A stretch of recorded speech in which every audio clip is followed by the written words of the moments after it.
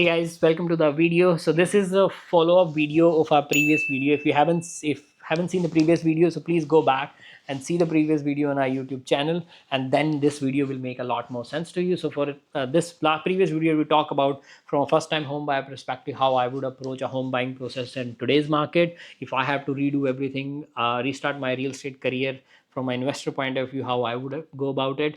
And now in this video we're going to talk about, like, hey, now you have gotten your first home. Let's say you're doing some improvement in 6 months, 8 months, whenever you're ready, you go for a refi, get some money out of that house. Market conditions have also improved. Now how you go about your first investment property, so you were a first time home buyer, kind of semi-investor at that in first property in the previous video. Now you are on that second stage where you already own a house, or you don't want to own a house, maybe you just want to directly go for an investor as your first property. Then this video is for you. So in this video we're going to talk about how do you buy a property at certain market price which kind of fits the criteria of you buying this property at a below market value, because this property has some issues, it needs some serious work.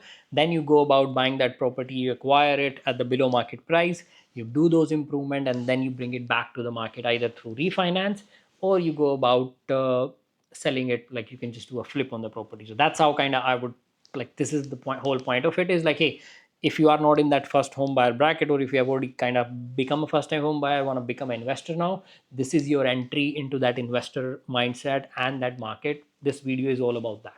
So without any further delay, we're gonna get started with our video. And if you do have any questions, please feel free to comment below, or you can reach out to me on my Instagram handle, which details are provided in our face on our YouTube profile, so you can kind of check that out from there. And yeah, do share, subscribe, or the regulars. Okay, so we kind of doing property analysis from a point of view if you are a first time investor or you're a first time home buyer. And from my point of view, how I would restart my journey in real estate if I have to redo all over again with my own, with given the experience that I've gained over the last few years, that's how I would approach it. So that's the whole point of view here is, it not only gives you a investor point of view, but an investor who has done it before, and if he has to redo everything with the knowledge that he has today, how I would approach it. Okay, let's go. So now this is a property, it's a proper bungalow, big lot size, around 50 by I think 130, 140, 55 plus 130. So big lot size, big driveway, nice brick bungalow. 3 bedroom upstairs, roughly 1,000 square feet inside. 3 bedroom upstairs, basement is unfinished when we bought it, and our goal is to kind of get that basement development in as well. The price for this one is around we got it around 470. So that's our price range as well. So for investment property, if we are buying in London, this is just a very market specific, so this is for the London market we are talking about.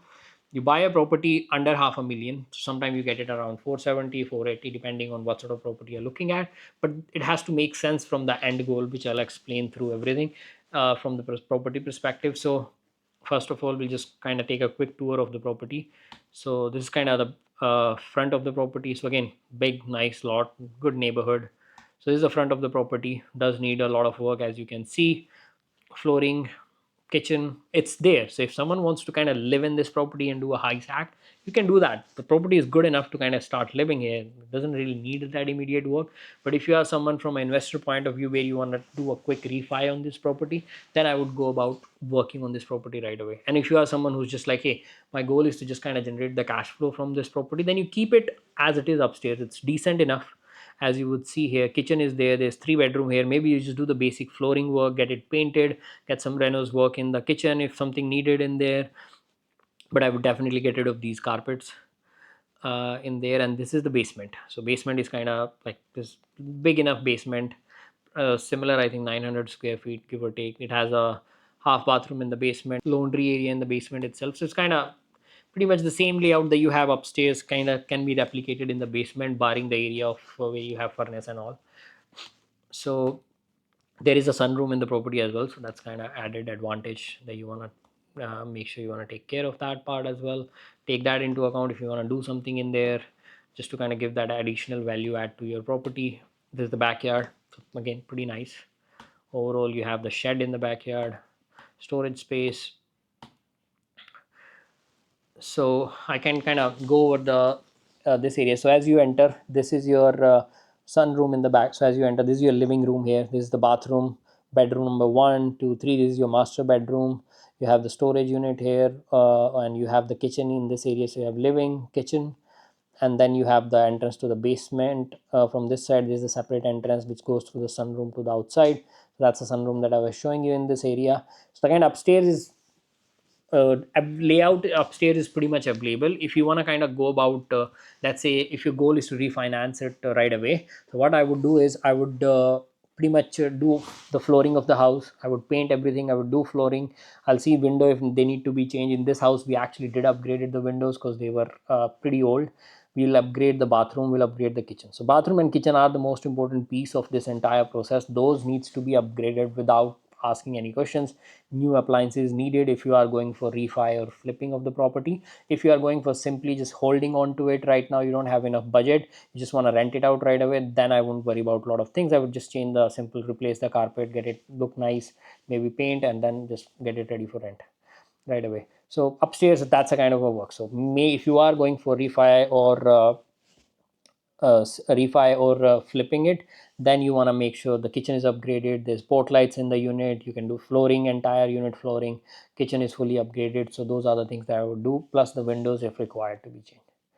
Now we go towards the basement. So this is the current basement layout. So this is the furnace and laundry area. You have the laundry on this area, furnace somewhere in the middle. Then you have the your half bathroom here. You have the storage area and the rec room.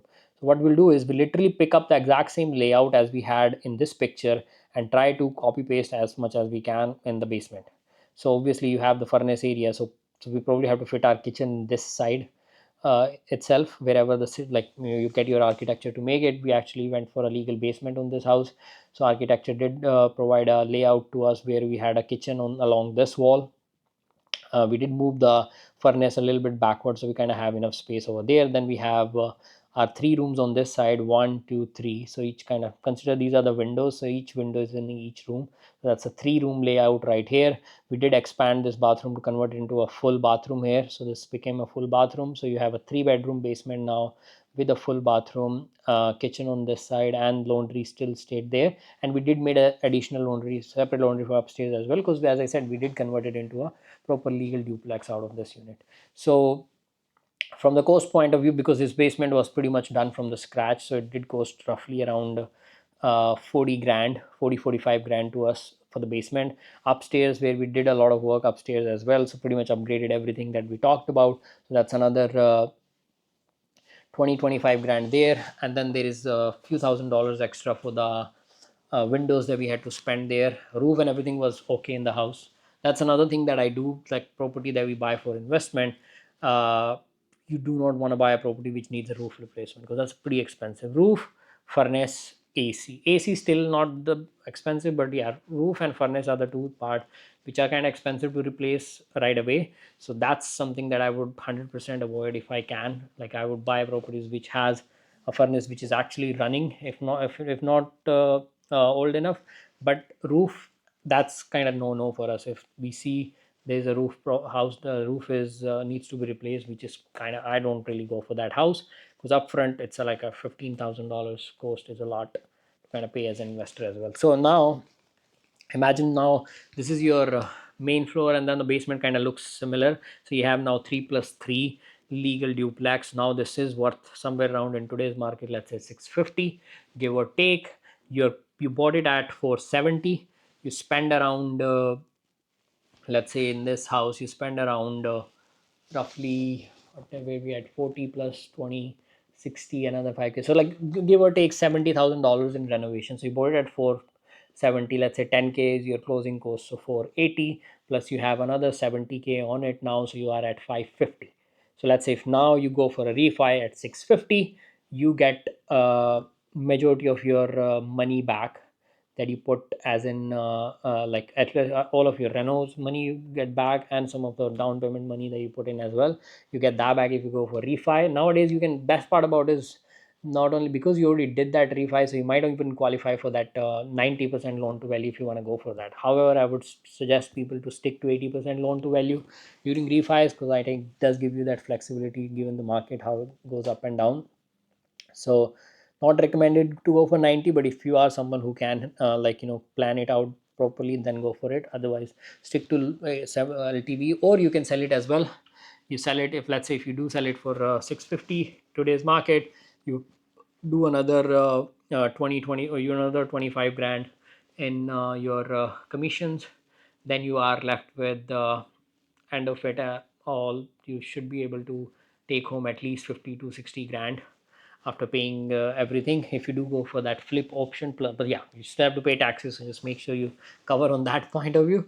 But other than that, that's kind of, I'm just the net numbers that I'm talking prior to paying taxes. So that is how I would go about investing if I am. I know it's a pretty cash intensive project. So from a, if I have to kind of redo the whole thing, let's say if someone doesn't have that kind of cash, you just have enough cash to buy the property, maybe do some basic renos here and there. So then I wouldn't spend that extra 25k that we spend it on upstairs. I would just focus on the basement. So I would do spend like around that, get the basement ready so you can rent it out from, if you want to hold and rent it. So just get the basement ready.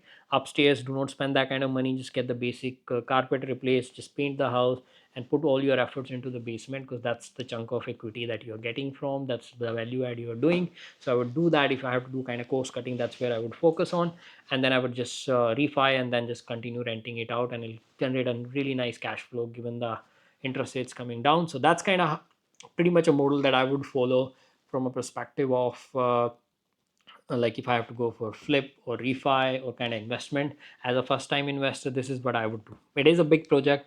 It'll take you, at least if you do everything right, it'll probably take you a minimum 4 months time period to get this thing completed from point A when you acquire the property to the point B when you either refi or sell it. So that's the timeline you're looking at. So make sure you kind of plan for that as well. How will you pay for your mortgage during that time? Because if you, yeah, one thing you can do is you can get the upstairs ready within first few weeks and then rent it out. But make sure your tenants are aware of the fact that you're doing some work in the basement. If they are not agree with it, then I would ask you to kind of keep it vacant till the point where your basement work done as well, and then go for refi and then move the tenants in the property. So that's kind of the template that I would follow if I have to get started with the investment again today. Again, the same example can be used for a first time home buyer as well, but I'm just taking this example from a pure investor point of view. If you're a first time home buyer, you get the upstairs unit ready as per your taste, and then you just kind of do the same work in the basement as you did in the previous example that we took, but you just kind of get the basement and then refi the same way, just the house hacking. This is how I would do it. But the main point is the price where you buy it at. These prices are only valid in today's market. 3 months back, 3 months afterwards, market will be very different. So this video might not make sense, that much sense. These numbers will change, but as your price where you buy, the purchase price also goes up, but so does the sale price or the refi price also goes up on the other end. So for example, if this property becomes, when the market improves, let's say this property becomes worth 500,000 or 510, 520, but then your upside of the property also goes towards 700 and beyond 700. So more or less your margins will stay same, but it's just the range of the prices will change. So that way, like kind of just want to maintain the relevance of the video, not only today but also 6 months afterwards as well. So those are the numbers you want to look at. So if your purchase price kind of goes up when the market improves, also your like end price that you're trying to get out of the property after doing the work also goes up. So that relevance will stay regardless of which market you are. But this is kind of how I would start if I have to get into the market or get started on my real estate journey. Again, this is how I would kind of go about it. So yeah, if you have any questions, feel free to comment it, reach out to me directly. Follow us on Instagram for daily updates. We do post a lot of stories as well about these things. But yeah, feel free to reach out if you have any questions regarding this entire process or whatever जो अभी हमने इसमें video में भी talked about. This is very practical example, as practical as you can get, because this is one of my client's property. We actually did the work here. So अगर आपको exact property visit करनी है, we can also arrange that for you. But this is something like we just wanted to make it as realistic as we can. Yeah, yes, thank you so much.